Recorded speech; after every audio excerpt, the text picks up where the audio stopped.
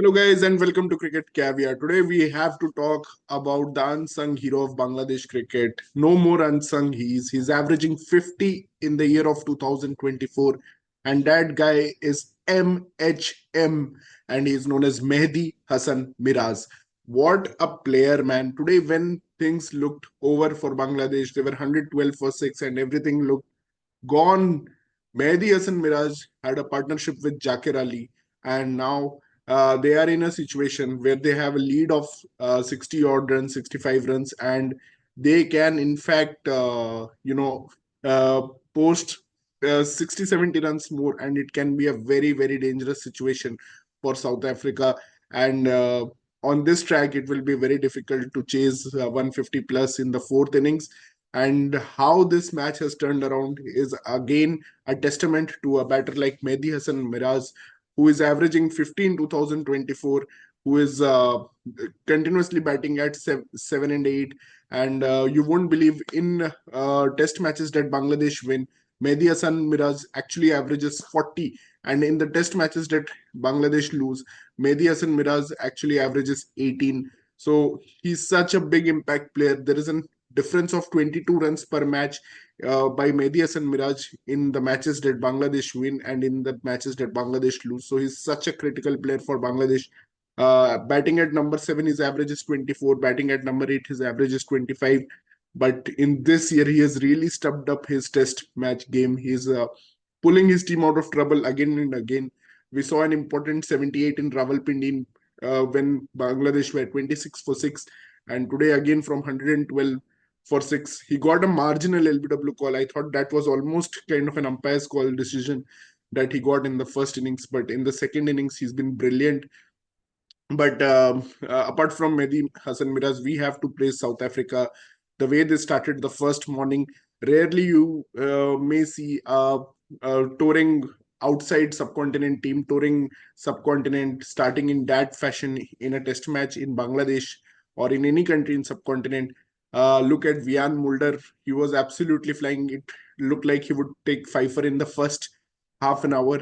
Then comes Rabada, and the way he has dismissed Mushfiqur Rahim two times in this test match, both the time destroying his, rattling his stumps. It's been incredible.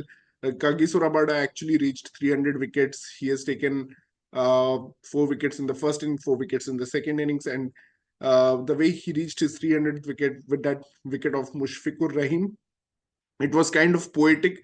And he's actually looking at some of his stats are incredible because he's averaging, sorry, it's not average, but it's the strike rate. His strike rate is 38. It's below 40.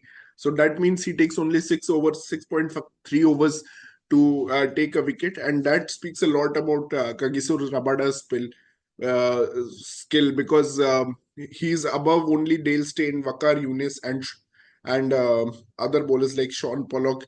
He has reached 300 wickets in the least number of balls. He has bowled some 11,000 balls, and he has reached 300 wickets. And that's an incredible achievement. And it shows that if South Africa could only play more test matches at home, if they get a home summer like England do, with all the money from Sky Sports, probably Kagiso Rabada would be a bigger bowler than Jimmy Anderson. But that's unfortunately not the case because South Africa only get 3 or 4 test matches every summer at their home. But Kagiso Rabada is a legend. First of all, he has done it again in subcontinent. He has done it in all the countries of subcontinent. And seriously, the way he can move around the ball even in these conditions speaks a lot about his skills.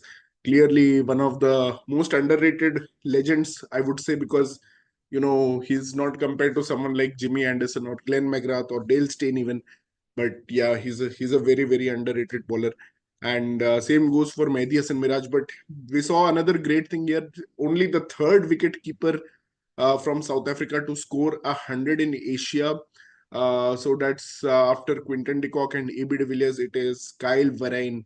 And what a knock it was from Kyle Verreyne, because when the day two started and South Africa were 140 for 6, it seemed that everything is gone. Like it's a matter of just time that Taijul adds further to his 5 wicket tally. He had already picked up a Pfeiffer in the day one itself, which saw around 16 wickets fall in the day one itself. And we were just expecting a bloodbath on day two, probably the test match getting over or something on day two itself. But the way Kyle Verreyne played, he stitched two partnerships with Vian Mulder first and then with Dane Piet.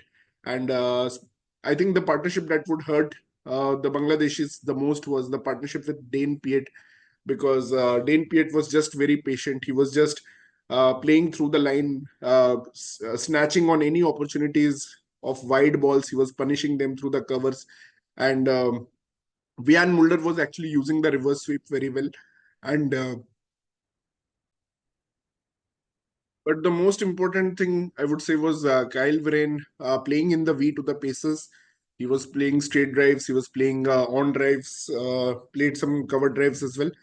But the most important skill that I saw was sweeping against the spin of Taijul Islam. It was very brave of Kyle Verreyne to use that strategy, and he used that. He just kept sweeping, no matter what the outcome. Tried to keep it grounded, tried to keep it grounded until the last wicket was remaining, and he then went for a few slog sweeps that went for six also. He cleared the ground, got some important valuable runs, and got the lead of 200 for South Africa, which has now been assailed by Mehedy Hasan Miraj. But and that Kyle Verreyne knock may prove out to be the difference between what could be a winning cause or a losing cause for South Africa. Because certainly now, even if they get the last, today the rain actually hampered Bangladesh, because they could have really extended their lead a lot more in that evening session. But the play was called off due to the cyclone Nick weather developing in Bangladesh. You're seeing bad light, and the play was stopped. And I thought Bangladesh lost some momentum there, because Mehedy Hasan Miraj and Naeem Hassan were batting well together, and they could have taken the lead past. They would have taken the lead past 150 today for sure. But now it's going to be a new morning. The conditions are going to be fresh. Rabada and Mulder are going to come and bang it in again, and they may get the wicket of Mehdi Hasan or the last two wickets. And then it's going to be probably a comfortable chase for South Africa. It won't be comfortable, but it might be relatively easier chase for South Africa. And when the test match started on Monday, I mean, it was a very sad Sunday for all South Africans, because they had just lost the Women's T20 World Cup, and the mood in general in South Africa regarding cricket would have been very down, because they've been so close, yet so far. They always reach these big moments like semi-finals and finals, and they lose from there. And this time they were probably the favorites, considering New Zealand were the opponents, and it was not Australia or India or some other big nation, or even England for that matter. So definitely they were the favorites, and the mood would have been bad. But the way Rabada has come into this test match and taken 300 wickets, the way Vian Mulder bowled, the way Keshav Maharaj even bowled, and look at the camaraderie. The debutant Britsky is coming and hugging and kissing Rabada at every chance he gets. He's so overexcited about his debut, young Britsky, that he's leaving a straight ball from Taijul Islam to crash into his stumps. And you saw Tristan Stubbs is absolutely flying in the field. He's taken a brilliant catch in the slips to dismiss Liton Das in the first innings, and even in the second innings, he's like flying everywhere in the field. He's been stopping some crucial runs, and I'm really seeing a different South Africa. The way Maharaj is celebrating with Rabada, or anyone is celebrating with anyone, just shows the camaraderie within the team. How Kyle Verreyne celebrated his 100 with Dane Piet talking to him. So yeah, it's been a good test match for South Africa, and good for their cricket. And yeah, let's hope the weather allows this test match to conclude, because there can be more twists and turns. Thank you guys for following our channel, and please subscribe our channel Cricket Caviar. Thank you so much for watching. Bye. Take care.